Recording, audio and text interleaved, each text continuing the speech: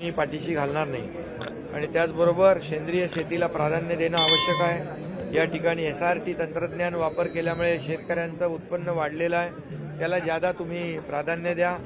त्याचबरोबर आपल्या शेतामध्ये शेणखताचा ज्यादा वापर करा, सेंद्रिय शेतीला ज्यादा प्राधान्य द्या। या शेतीची जमीन जी आहे त्याची पोत वाढवण्याचं काम करा। क्लस्टर शेतीचं क्लस्टर म्हणजे शेतकऱ्यांचं गट तयार करून क्लस्टर शेती केली तर त्यामध्ये देखील मोठ्या प्रमाणावर शेतकऱ्यांना फायदा होईल, कारण जमीन शेतकऱ्यांची कमी असते। मग एकत्र आल्यानंतर जास्त जमीन होते आणि त्यामध्ये जास्तीचं पीक त्यांना घेता येतं। त्याचं ब्रँडिंग मार्केटिंग करण्याच्या देखील सूचना दिलेल्या आहेत।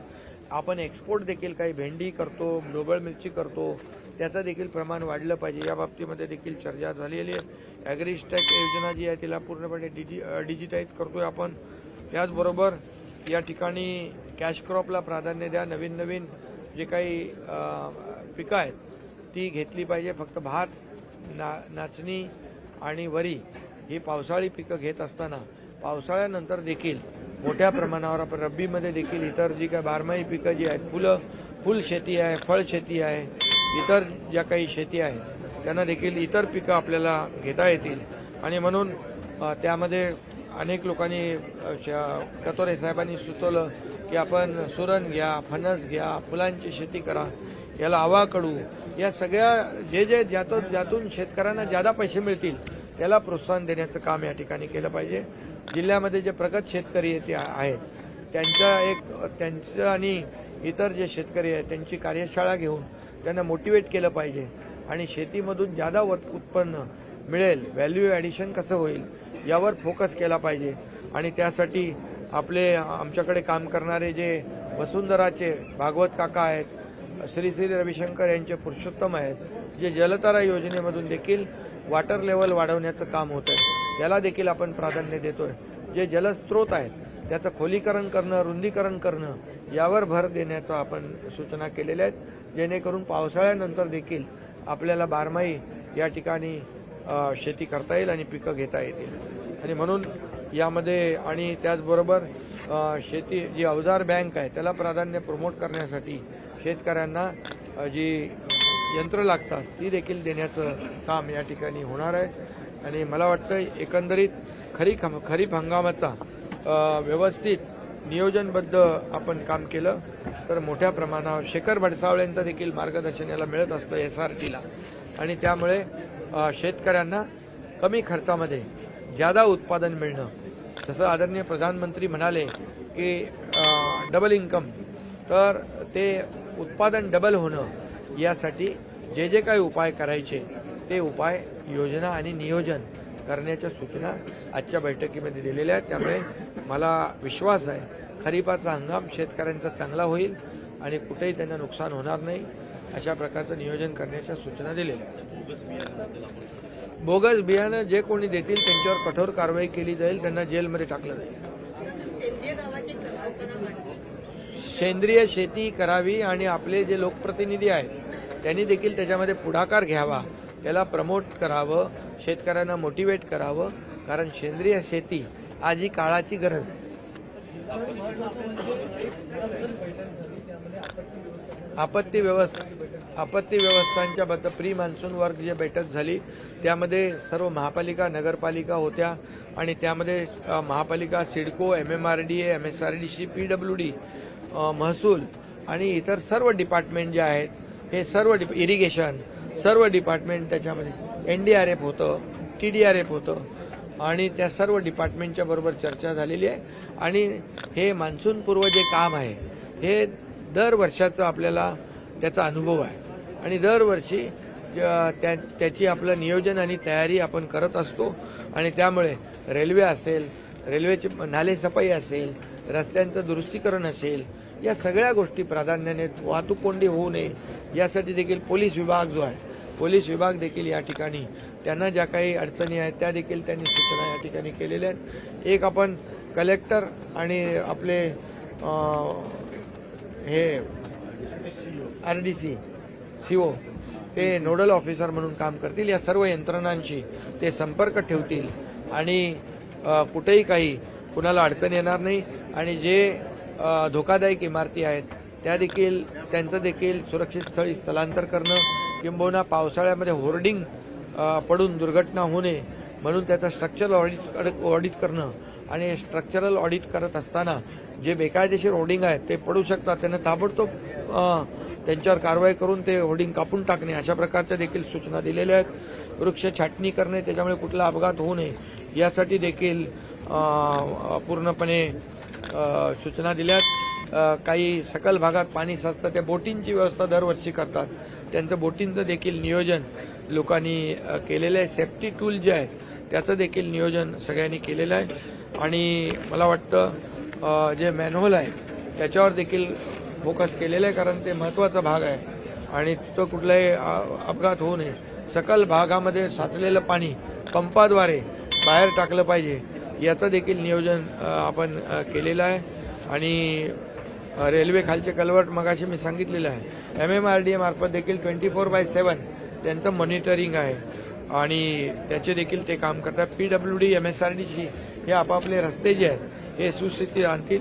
MSEBने मान्सूनपूर्व कामं पूर्ण केली पाहिजे आणि कुठल्याही परिस्थितीमध्ये विद्युत पुरवठा खंडित झाल्यानंतर ताबडतोब विद्युत पुरवठा सुरू करणं ही देखील MSEBची जबाबदारी आहे, ती त्यांनी केली पाहिजे. आरोग्य यंत्रणा पुरेसा औषध साठा जो आहे, मग जिल्हा परिषद आहे, सिव्हिल सर्जन आहेत, त्यांनी सगळं पावसाळ्यामध्ये स्नेक बाईट, विंचू हे जे काही आहे मोठ्या प्रमाणावर, तर त्याचं सगळं औषध आणि त्याची व्यवस्था त्यांनी केली आहे. साथीच्या आजारांची औषध व्यवस्था या ठिकाणी केलेली आहे. साथीचे आजार पसरू नये म्हणून फवारणी ज्या लागतात त्याचं देखील व्यवस्था केलेली आहे.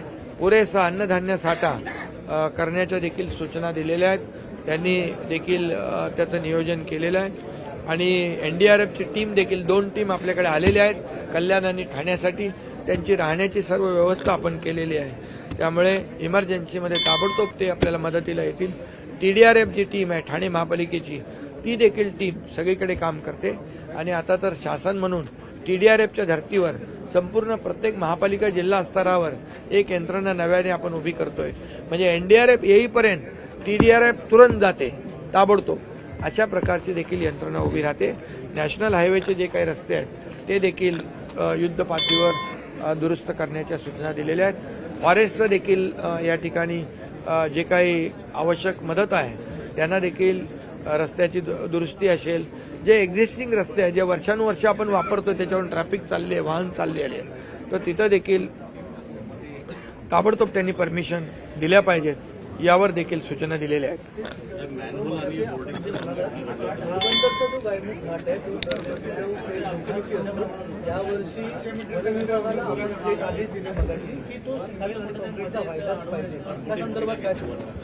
नाही, त्याच्यामध्ये मी सूचना दिलेल्या आहेत की तो रस्ता जो आहे कॉन्क्रीटचा करायचा आहे. कॉन्क्रीटचा रस्ता मंजूर आहे, फक्त आता पावसाळ्यामध्ये तो आपल्याला करता येणार नाही, पण तोपर्यंत मास्टिक असेल किंवा डांबरी रस्ता तिथं केला जाईल आणि पावसाळ्यानंतर तिथं आपण कॉन्क्रीटचा रस्ता करू.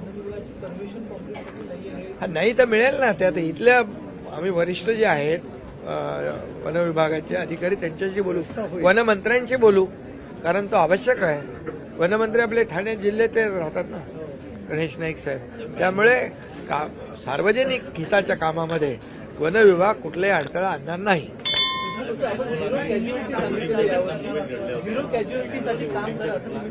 झिरो कॅज्युअलिटीसाठीच काम केलं पाहिजे, एक टीम म्हणून काम केलं पाहिजे. सर्व यंत्रणा ज्या आहेत या सर्व यंत्रणा एकत्रितपणे जेव्हा काम करतात त्यावेळेस मोठ्या प्रमाणावर लोकांना मदत होते आणि लोकांचे जीव वाचतात. त्याच्या बाबतीत सूचना दिलेल्या आहेत. अधिकाऱ्यांना जबाबदार नाही, त्यांना सांगितलं स्ट्रक्चरल ऑडिट करा, ताबडतोब बेकायदेशीर होर्डिंग असं कापून टाका आणि कुठल्याही परिस्थितीमध्ये मॅनहोलमधून दुर्घटना होऊ नये आणि होर्डिंग पडून दुर्घटना होऊ नये, नाहीतर संबंधित अधिकाऱ्याला जबाबदार धरलं जाईल. धोकादायक इमारतींच्या बाबतीत देखील सूचना दिलेल्या आहेत, त्या बाबतीत देखील संबंधित महापालिका दरवर्षी जशी काळजी घेतात तशी घेत आहेत. भविष्यामध्ये आपण या सर्व धोकादायक इमारतींचं कायमस्वरूपी प्रश्न निकालात निघावा म्हणून क्लस्टर योजना आपण आणलेली आहे आणि क्लस्टरची कामं ठाण्याला सुरू झालेली आहेत. ही संपूर्ण महापालिका क्षेत्रामध्ये धोकादायक इमारती ज्या आहेत या क्लस्टरच्या माध्यमातून त्यांचा एकत्रित विकास करण्याला सरकारने तो निर्णय घेतलाय. त्यामुळे हा विषय कायमचा निकाली निघेल. आमदारांनी विमानतळ प्राधिकरणाकडे मागणी केली होती की जी तुर्कीची कंपनी आहे त्या तुर्कीच्या कंपनीचा कॉन्ट्रॅक्ट ताबडतोब रद्द करा आणि विमानतळ प्राधिकरणाने केले देखील आहे. आपले मुरजी पटेल, कुणाल सरमळकर यांनी ते निवेदन दिले. बरोबर, त्यांचं तुर्कीने पाकिस्तानला सपोर्ट केला. जो आपल्या भारताच्या मुळावर उठलेला पाकिस्तान, आपल्या पहलगाममध्ये जे बेकसूर आपल्या नागरिकांना मारण्याचं पाप केलं आणि मग आदरणीय प्रधानमंत्री मोदीजींनी ऑपरेशन सिंदूरमुळे त्या पाकिस्तानचा नायनाट म्हणजे त्यांना जशा त्याचा धडा शिकवला, त्यांना ज्या पद्धतीने उत्तर द्यायचं त्या उत्तर दिलेलं आहे आणि त्यांना अपेक्षित नव्हतं तेवढं उत्तर दिलेलं आहे. त्यांचे नक्षलवादाचे अड्डे, दहशतवाद्यांचे अड्डे उद्ध्वस्त करून टाकले आपल्या लष्कराने, त्यांचे एअरबेस उद्ध्वस्त करून टाकले. पाकिस्तानला अपेक्षित नव्हतं तेवढं भारत घुसून आतमध्ये त्यांचं घुसके मार दिए आहे. एरोड्रम त्याच्यावर पण आपण त्यांचं ते हे केलं, नष्ट केले. त्यामुळे त्यांना माघार घ्यावी लागली पाकिस्तानला. याच्यामध्ये आपल्या लष्कराचं मी अभिनंदन आम्ही केलेलंच आहे. आणि ज्या लोकांनी पाकिस्तानला मदत केली त्या अशा तुर्कस्तानचे कुठलंही म्हणजे आता पुण्यातल्या लोकांनी ॲपलवर बहिष्कार घातलाय, राजस्थानमधल्या लोकांनी मार्बलवर बहिष्कार घातलाय, तर आमच्यात कोण आमदार मुरजी आणि कुणाल सरमळकर यांनी पत्र दिलंय. आमदार मुरजी पटेल आणि कुणाल सरमळकर यांचं अभिनंदन केलं पाहिजे. ही खरं देशभक्ती आहे, ही राष्ट्रभक्ती आहे. आणि जे पाकिस्तानला मदत करतील त्यांच्या सगळ्यांवर बहिष्कार घातला पाहिजे, त्यांचा निषेध केला पाहिजे.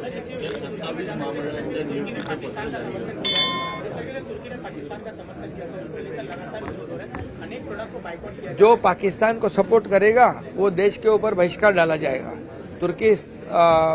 तुर्किस्तान ने जो पाकिस्तान को सपोर्ट किया, इसलिए जो देशवासी जो है पूरी तरह उसके ऊपर नाराज है. और सभी लोगों को एक जो भावना है कि इसलिए उनके ऊपर बहिष्कार डाला गया, बाइकआउट किया गया है. उनके जो भी वहाँ के जो एप्पल हो, मार्बल हो, ये कोई खरीदेगा नहीं. भारत देश में उसको कोई यहाँ पर उसको विरोध करेगा. और अभी जो हमारे मुरजी पटेल एमएलए और कुणाल सरमळकर इन्होंने भी विरोध किया है, कोई लेटर दिया है कि यहाँ से कोई, तो इसके लिए मैं उनको भी धन्यवाद देता हूँ. हर एक जो देशभक्त है, जो देश पाकिस्तान को सपोर्ट करेगा उसके खिलाफ हमारी देशभक्ति जागरूक करेगा. अभी माफी मांगने से कुछ नहीं होता है. अभी उसको बराबर सबक सिखाएंगे.